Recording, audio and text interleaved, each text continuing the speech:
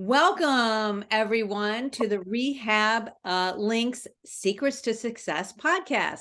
I'm Lisa Chase, your host, and I am very excited to have Jason Waz join us this morning. Jason and I have known each other, what, you think about 10 years, Jason? I was preparing for this interview and I'm thinking closer to 15, but Yeah, yeah. I was like, I wasn't sure if it was 10 or 15. So Jason and I are colleagues. Jason is a physical therapist and he owns Competitive Edge Physical Therapy as well as NeuPT Tech. And we were actually introduced by Dr. Tambe a while back, right? And from that, we developed this relationship. He has a clinic in Tampa. I have one in St. Petersburg, Florida.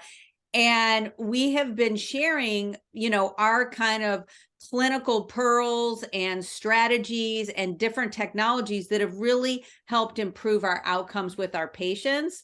And he introduced me to the newbie, which I know he's going to talk about today, which is a really great technology. So I'm super excited to have you on the show. And so let's hear a little bit about your background, about you and your two businesses, really.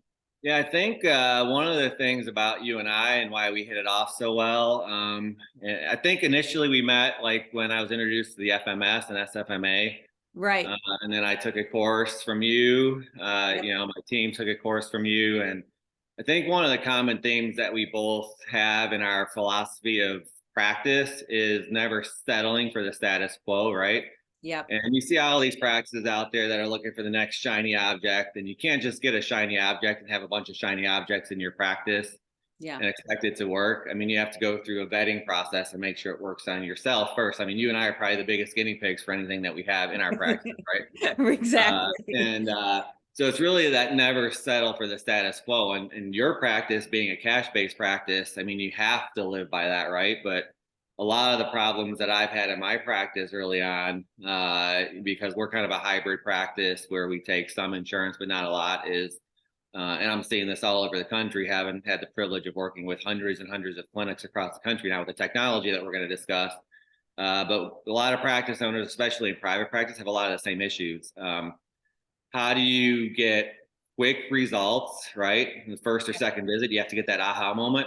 And Yep. that's kind of easy if you're the practice owner, you're the one with the most experience, education, training, learning like yourself and myself a bit. But a problem that I'm seeing is how do you scale that, right? How do you scale that with a bunch of Lisa Chases or a bunch of Jason Wazes in your practice, both from practical, being able to afford really, really talented people Yeah. to being able to get those quick results and to really being able to get the patients that only want to see you off of your schedule and onto another, maybe junior clinician schedule to be able to scale your practice. But it has to start with getting amazing results, just like they would have had with you. So, Yeah. my practice, CEP, was in business for 10 years. I've been a PT for 27 years. So I was kind of thinking about this podcast and where I wanted to go with it or where you wanted me to go with it. I'm thinking like, Yeah. how much time you got? We got 27 years of history. I know. And 10 years, 17 years of history in my practice, and now 5 to 7 years of history in developing this technology company called NeuPT Tech, which is my secondary business where Yeah. we kind of bring, we vet, we do clinical trials, and we bring emerging technology into the PT space. And I was lucky enough to be looking hard enough and to be told about the newbie device that you mentioned back in 2017 when it was first FDA cleared. And that one device treatment philosophy, we'll call it, because it's more than just an e-stim machine for those of you that know a little bit about it. But that one device, and also the second thing was hiring a really talented business coach in Brian Gallagher, teaching me how to be a CEO of my company and not just be, a slave to my practice like many of us are in private practice. Those two components, adding that one piece of technology, training my staff how to use it, allowed me to scale my practice. Since 2017, I'm happy to say that we've been extremely successful, both in continuing to get amazing outcomes, but also being able to, I doubled my practice 3 times in the last 5 years because of adding those two components, learning how to be a good CEO and having a piece of technology that could train really good people, really good DPTs, but they're inexperienced and they're maybe new out of school and how to get that aha factor. And I mean, you have a lot of experience, with using the newbie and Yeah. now using heart rate variability technology, which we can touch on. But uh, one of the problems with bringing new technology into a practice like yours, and you're a pretty early adopter of the newbie, was you're very experienced and you're probably thinking, man, I already get really good results. Why do I need something else? But I mean, you could probably share some of your experiences where it's just really adding something like the newbie where you can, affect positively the nervous system. And now we're finding out the autonomic nervous system as well, the operating system behind our bodies. I mean, you can get a 10x multiplier based on the already amazing skills you had, let alone, training younger therapists that are good for your ethos of your practice. And now you can kind of scale your practice. So that's a lot. That's a lot of Yeah. spitballing on the intro, but yeah, if you want to kind of dive into some of the other stuff, I mean, one other thing that we could probably touch on is my practice was a very boutique practice. Like we had very famous, like anybody would know the sports clients that we had in the first 10 years of practice. But again, they only wanted to see me. So I literally, if I, my worst fear was if I ever go down, my practice is shutting down, right? How do I, how do I package what I can do and get the same results from other therapists, And so, we actually last year in 2022, my practice won an award as one of the fastest growing businesses in the entire world as a Gator alumni. I went to University of Florida. So University of Florida has this program called the Gator 100, where they take all of their alumni and certain ones are nominated to, who have a successful growth in their business. And last year we won that award for my CEP practice. And I'm also proud, or maybe sad to say, that we were the only medical practice out of the top 100 entrepreneurs, businesses in the Wow. whole Gator Nation that was there. And it was just kind of an amazing thing. So we went from like a boutique practice that was only me.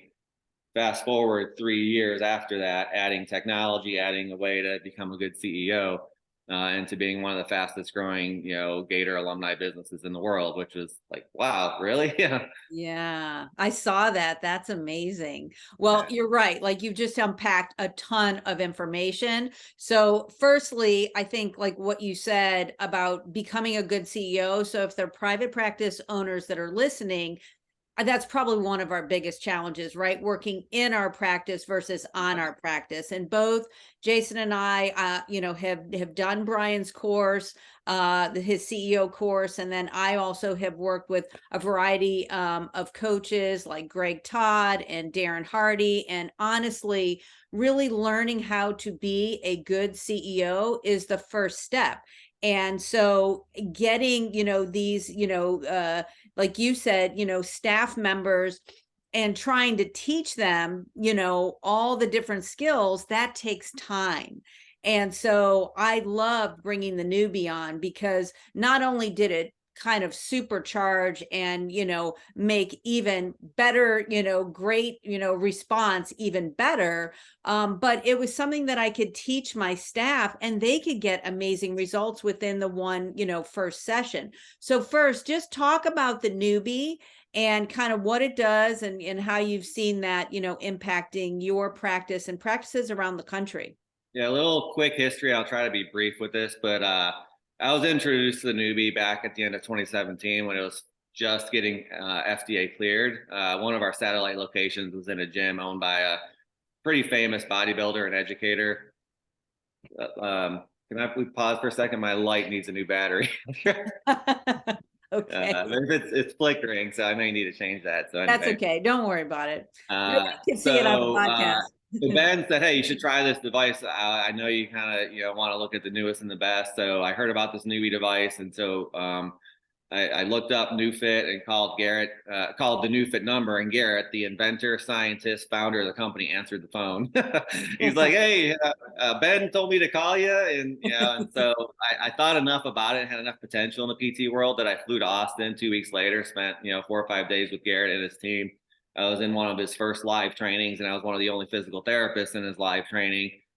Mostly at that time, there were biohackers and trainers and people like that were in the course. And Garrett gets to the point where he's talking about the nervous system, and He talks about how the newbie biases the fastest afferents, the Golgi tendon organ, and the muscle spindle. And he goes, Jason, you're one of the main medical people in this course. Can you explain the Golgi tendon organ and the muscle spindle?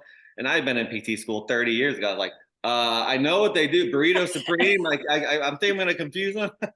And so I had to go back and relearn the neuroscience and all that and teach people. But basically, what we did is we brought the newbie into my practice, and we were the first PT on the planet to bring it into a PT practice at the beginning of 2018. And I was just like, this has enough potential, basically, on what I saw in the brief time in Garrett's facility in Austin, Texas, that we're going to give this a shot and see what happens. And like a lot of things that we bring on as physical therapists, we see something new at a CEU course, or we go to a conference and we get it, we spend a lot of money on it, and we might use it on 10% of our patients, but we're the only one that uses it. None of our other staff wants to use it. So I had to kind of go through all that. So what I did is I just taught people the process of mapping, finding hotspots on the patient where you find 2 spots with 100% certainty. And then you just do the same movement that you're going to do with the patient anyway. And you get like a 10x multiplier. So in the first quarter of adding the newbie, I looked at Q1 of 2018 versus Q1 of 2017, and my number of referrals and visits had doubled. And that's just from word of mouth of being able to use this on other patients, and they get that aha factor. But so we went through the process of developing protocols and finding best uses, and really I knew I wanted to spread the word to stand on the top of the highest mountain and spread the word to other physical therapists, but I knew it was very new. So how do you do that? One thing is it has to be super simple to use. You have to get results quickly, and really, in order for it to be effective in the long term, you have to be able to use it on 90% of your patients, right? If you use some of these other things, I won't name other modalities or other things that you could use, but there's things out there that you could buy for 40 grand, right? Yeah. And it could be used on an inflammatory tendon condition, which isn't the majority of your patients. And then if you try to transfer that into a cash-based program, you might be able to charge somebody 30 to 50 bucks to have them apply this device to themselves and come in and do that. So the newbie solves all those problems. You could use it on 100% of your patients besides the 3 basic contraindications for normal E-stim, right? Right. And you get like a 10x multiplier just by doing the mapping process, which takes 5 minutes, and then just doing the same movement. So what I have developed is specific training for physical therapists to be able to utilize this to where it's easy for them to use. It doesn't make their life any more difficult when they utilize it, because you just spend 5 minutes doing the mapping process. You put the electrodes on the patient, and then you do the same movement that you were going to do anyway. And most of the time you get like a 10x multiplier of what you were going to do. It just basically somehow magically like fixes the movement dysfunction. There's more science behind it, but that's a whole 6-hour course. Yeah, exactly. Well, I can say, I adopted the newbie, I think it was in 2019 when you introduced it to me. And to me, like a lot of the stuff that, that we do in the exercise course, and teaching muscle energy is all about making a change in the nervous system. And so I loved how it partnered like with manual therapy and exercises you were already doing, right? And Right. then, you taught me, okay, just keep it simple, just do the mapping process. Don't try to think too much about it. Let the machine find the hot spots. And then like rebooting a computer, you're rebooting the nervous system, and all of a sudden people have less pain. People are able to move. So it's such a beautiful complement for those therapists that are out there that do a lot of hands-on manual therapy and exercise. It is just such a great complement. So yeah, I love it. So it's an absolute great technology. And then several years later, you introduced me to heart rate variability. So talk a little bit about heart rate variability and how that's improving your results. Yeah, we started to notice because we're in Tampa and we work with a lot of the military from MacDill, and MacDill Air Force Base has JSOC, and all the special forces are controlled out of MacDill. So you get a lot of the, I would just say, aging special forces that are still in it, but they're kind of doing more administrative, but they have kind of a stay at MacDill, and so we would get a lot of them referred for treatment. And a lot of them would be wearing a wearable heart rate variability, whether it's an Oura Ring or a Fitbit. And early on with utilizing the newbie, we started noticing through using actually switching gears here, a PEMF device that we also utilize had a rudimentary HRV monitoring device that you put on their finger.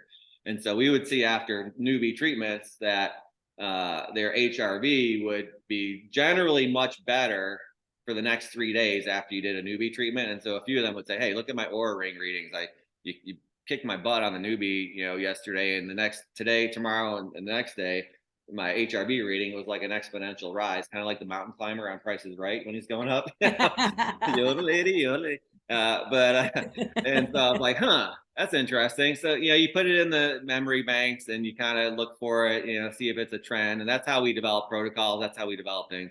And so I started noticing it more and more and more. Every single newbie treatment, similar trends. So this is at the end of 2018. So I'm thinking, huh, maybe I should start writing this down. And I joke with people when I do my teaching and my training now. I say, for all those of us when we were a young therapist, how many of us got yelled at by a doctor when we deviated from a protocol and they called our boss saying, "I'm never going to send you another patient again unless you do ultrasound every day on my patient for the first 2 weeks."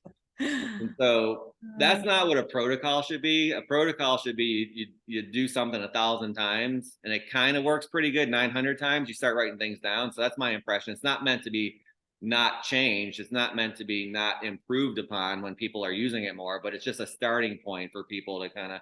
So we started writing down baseline heart rate variability, whatever the intervention was, post-intervention heart rate variability. So we looked at regular physical therapy, regular exercise, using the newbie with a treatment, using the newbie for strength, using the newbie for master reset, which is an autonomic nervous system reset, using PEMF and not the newbie at all. And what we noticed, and we did about 400 pre and post patient trials at the end of 2018. And this was the start of my, clinical research hat, Yep.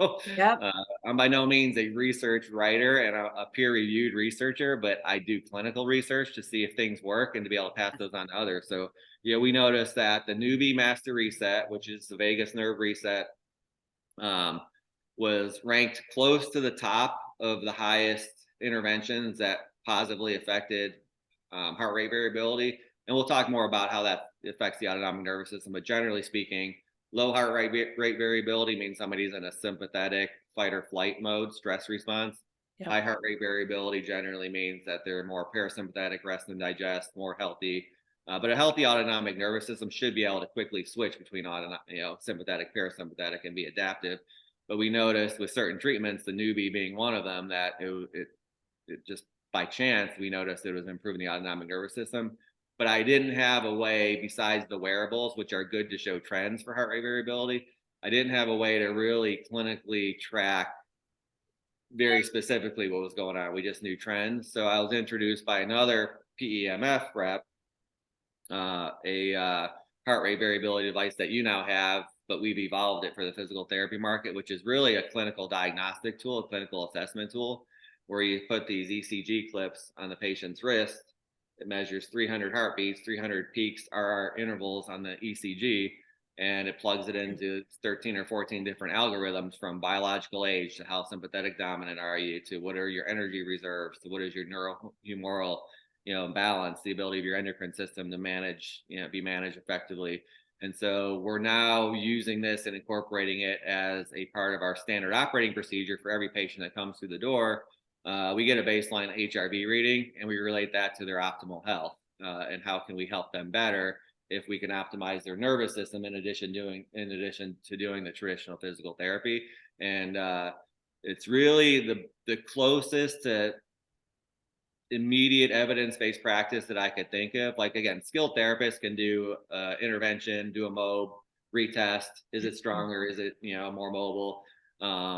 How do you scale that to the most powerful thing that helps us heal properly, which is our nervous system? And heart rate variability is the key. So we redeveloped with the manufacturer of this HRV system a protocol, an onboarding process, how to read reports, how to write reports using this clinical-based HRV system to use it as an evidence-based practice. And with the thousands of therapists we're now working with across the country, we're really able to utilize it to help with them deliver an optimal health message. Used to call it wellness, but now optimal health is the proper term, in my opinion.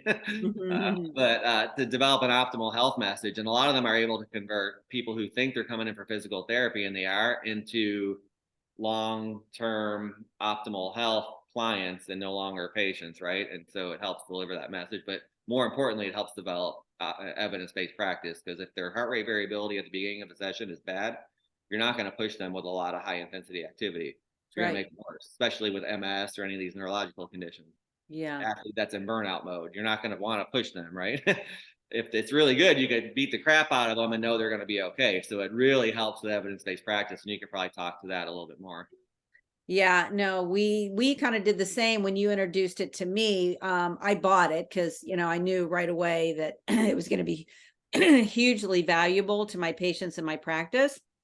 And we did a similar study, where we had, various technologies, including NeuPT, that we used, and we all measured ourselves and then did a different intervention. And, definitely NeuPT Master Reset is, at the top, but just making that connection has really made a big impact on outcomes because, if somebody has, really low heart rate variability, like you said, it's super hard to push them, and it's hard to get them out of pain. So sometimes just resetting the nervous system and doing a few master resets helps to get you better results, because all the manual therapy and the lasers and all these things, yes, can help. But if somebody's nervous system is out of balance and that heart rate variability is low, it's much harder, and they're not getting good sleep and they don't have good energy. And the majority of our patients come in and they complain of all those things, right? Yeah.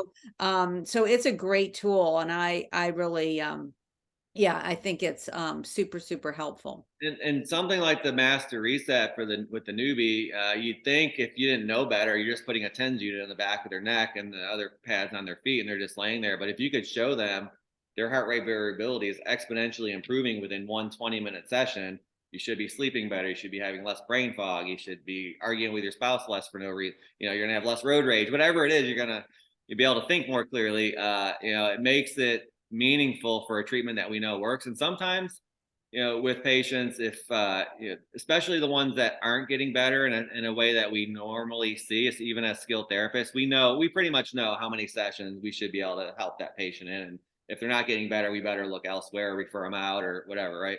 But if you Yes. have this heart rate variability tool, you could see sometimes you stop a treatment that is effective before you take it to fruition, because patients are impatient sometimes, especially if they're paying out of pocket. And as a therapist, you're like, well, I don't want to keep doing something that could be potentially making them worse. But if you have this tool where you can take a snapshot looking into their nervous system, their autonomic nervous system, Yep. know that you're moving in the right direction because you're making small change, and show them that.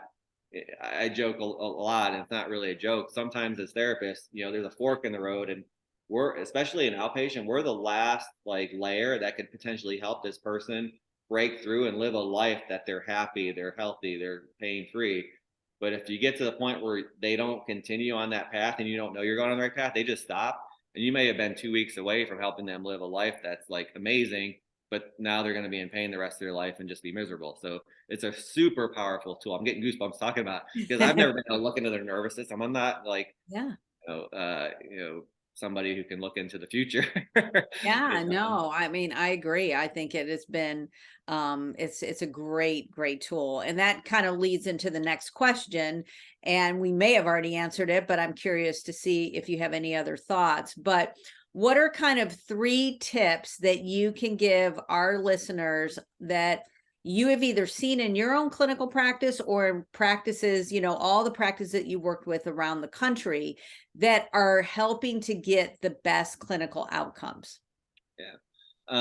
I'll go back to just a very general, very super simplistic tip. And I was part of this neuro group with all the top neuro minds in therapy, talking about how to use the newbie for MS and stuff like this. Little side note, real quick. And I was introduced by the moderator and she kind of knew me from some of the training that I do and some of the Con Ed and stuff, but didn't really know me personally. She's like, well, Jason is one of these physical therapists who's able to take a super complex concept and make it sound really simple. I'm like, wait a minute, was that an underhanded insult or is that a compliment? That's a compliment. Yeah. And so that's the thing, like the 90-10 rule, right? You got to be able to get it through to 90% of the people. But one of my professors, and one of the things I remember vividly from PT school at University of Florida back in the early 90s, was his name is Paul Listeo. He was an ortho hand, professor. And everybody was stressed out because when you learn about the neuro and hand, those are the 2 most complex concepts, I think, in PT school, learning how the hand works and learning like the neuro system. Neuro. But he's like, physical therapy. He's like, everybody chill out. Physical therapy isn't tough, right? And for all the young therapists, and sometimes we need to take a look at this even with the older therapists, and then the concepts of the simplicity of the newbies. Like, if it's weak, you strengthen it. If it's tight, you stretch it. If it's unstable, you stabilize it. You're like, that's it. If you do those three things, you're going to be a good physical therapist. And number two rule, don't be a jerk to your patients, because if they like you, they'll never sue you. If they don't like you, they'll find a reason to sue you. Those are the two tips from PT school. But that's the thing. It just keep it simple. And when you use technology, it has to be simple. It has to be reproducible. It has to be easy to bring on. And we're all busy. We all have like stress in our lives. You never know what the next person's going through. And as a physical therapist, we deal with people's problems all the time. So sometimes we have to hold it in because we have to help these people on a daily basis, but just keep it super simple. And if you can get that aha factor by keeping it super simple, which is why technology is so amazing, your life's going to be easy. You're going to get really good outcomes. And if you're a practice owner, you're going to be able to scale a practice like I did 3 years ago. And I haven't seen a patient probably in 2 years, not because I don't love patient care, but because I'm training and reaching out to thousands of other therapists across the country. So my value and my worth is to be able to extend my hands and my knowledge to help other people's hands help others. And so that's point number two, is as physical therapists, it's one of the most amazing professions in the world. Not most of us, aren't going to become millionaires being physical therapists, but if we can help each other help others, and we can kind of develop a practice and a kind of a life path to where we can have a good life, work-life balance. We could be comfortable. You should never feel ashamed to be making good money in this field.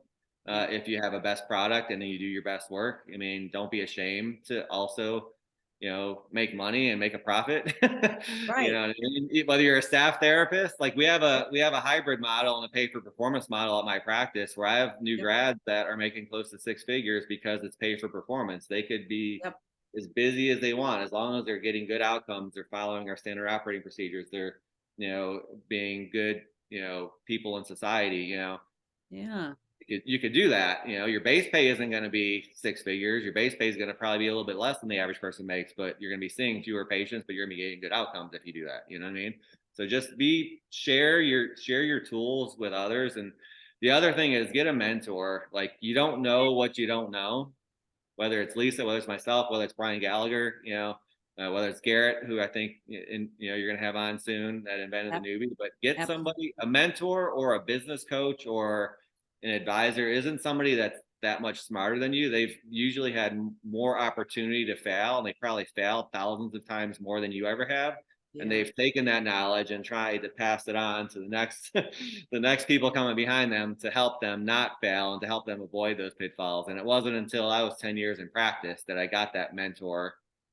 I thought I knew how to run a business. I worked for Select, and I knew all about KPIs and how to run the statistical side of a business, but I didn't know how to get out of my own way. If you have the mindset of, well, I'll hire somebody once I'm busy enough, or I really can't afford to buy a newbie, I'll do it next year. There's this common saying that I think Garrett from NeuPT posted a couple of years ago, and it really resonated with me. It's day one or one day, you decide. So Yeah. if you're not where you want to be, if your practice isn't where you want to be, if your outcomes aren't where you want to be, think about it. Don't make it one day. One day I'll take that training. One day I'll hire a consultant. One day I'll hire that therapist so I can scale my practice. One day I'll add that piece of technology to improve my practice. When you decide it's day one, you're gonna excel and you're gonna succeed. So kind of, the most successful people are the ones that could think about things, digest things, make a decision, and act on them. But if you Yes. don't have a mentor who can give you a good plan, you may act on them incorrectly. So all those pieces are important. So, we have continuing ed, and I take calls every week. I take about 10 calls a week from people that are just inquiring about the newbie, or inquiring about, hey, how would I have a hybrid practice? Or, do you have a practitioner that does dry needling with the newbie? Well, yeah, Lisa does. Or, Angie McGillivray does. Or, Yep. whoever, and we connect people, and we do it, out of the love for wanting to advance the profession. We don't ask for a consulting fee to talk to somebody for a half hour on the phone, right? And that's kind of Yep. like the biggest message is, let's help each other, help others, but don't be afraid to try new things and don't be afraid to try new things that show really good clinical outcomes if they haven't had time to get 100 peer-reviewed research yet, articles yet, you know? Yeah, absolutely. No, I know. And I remember, after you did Brian's course, you and I were talking. I remember we had lunch in Tampa. I came and chat with you and you're like, you just have to go do this CEO training, and that's kind of straight, like you kind of, kicked me in the butt and said, okay, look, you need to get a coach. And that's kind of when I started my journey on leadership training, being a better CEO, learning, the different models to help the practice grow, myself, create more balance, and to help my therapist. I want, if we do well as business owners, we want our patients to do well and we want our staff to do well. So I can totally echo that. I think getting a mentor and just never, settling and just always wanting to learn, which is, Yeah. you and I have in common. So yeah. When you think you know it all, you better kind of check yourself, right? My Yes, first facility, and I was way overstretched. We had a 6,600 square foot facility with me and one other therapist for like I 5 years. remember. And there was one quote we had on the wall, and I think it went, experience is a hard teacher because she gives the test first and the lesson afterwards. I mean, Uh, and the answer afterwards, right? They gives, and so it's like, you can only get experience by having experience, but you can't ever be thinking you're so smart that you don't have time to try new things or to continue to learn. And that's what I love about working with you and a lot of the colleagues that you've introduced me to, and working with people like Brian is never think you're so smart that you or know it all, because there's always more things to learn. So yeah, so true. Well, so we're almost out of time, but I wanted to see if there was any kind of value or anything that you wanted to offer to our audience that, we can also put in the show notes. So just wanted to give you an opportunity if there's, if somebody, obviously, how they can reach you yeah. and get Yeah, I in touch. think you'll have the email and phone number and all that in the notes, Yep. right? So, we talked a lot about my practice, but my practice is really just like a think tank. It is an acting practice for the things that we develop through NeuPT Tech. So, NeuPTTech.com. Look at where Lisa has it spelled, so it's not spelled like you think. Yeah, it's not. But we currently have 4 continuing ed courses with the newbie and HRV, and we have 2 more that are going to be coming before the end of the summer. If you want to just get introduced to these things, we've developed and we're continuing to develop a program and protocol for long COVID, which is the next public health crisis. Up to 30% of people who have had COVID are basically close to disability because of the effects of long COVID, and utilizing heart rate variability to give these patients a baseline that they've never seen. Why are they feeling like they're feeling? It's the first diagnostic test they've ever seen that shows them why they're feeling like they're feeling, and then using some of the technology we've talked about to do interventions that immediately helps improve their biological batteries. So we do have a program for long COVID. And if you're just thinking about bringing technology, and such as the newbie or heart rate variability, or you just want to talk about, hey, how can I differentiate my practice? Can you give me information? Should I call Brian or any of these other consultants to, just reach out to me, and I'd be happy to do a complimentary. Usually we book the calls for an hour and they usually go an hour. I'm happy to give my time. That's kind of what I've been fortunate enough. It's one of these things where I don't have to, but I get to, right? It's an I get to Yeah. mindset.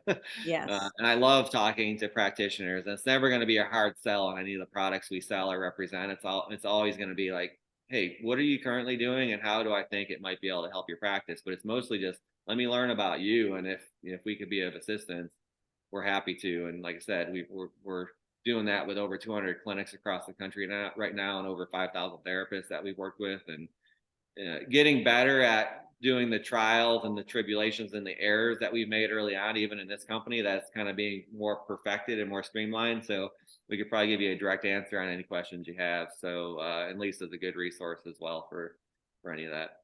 Well, and I can definitely echo that because, throughout the years, you've introduced me to various things and it's never a hard sell. It's really, it comes from your heart. You do the research, you test it on your patients and you get excited about it. You're like, oh my God, like I remember you came to my clinic with the newbie, you're like, you just have to get this. And it's just giving such amazing results. And so, I can tell you that over the years of working with Jason, that, the stuff he's introduced me to, like when it came to the heart rate variability, I barely, I was like, I'm in, because I know Jason's done the research. I know it's making, improvement in his clinical outcomes. So he's a great resource if you want to take your practice and your outcomes to the next level.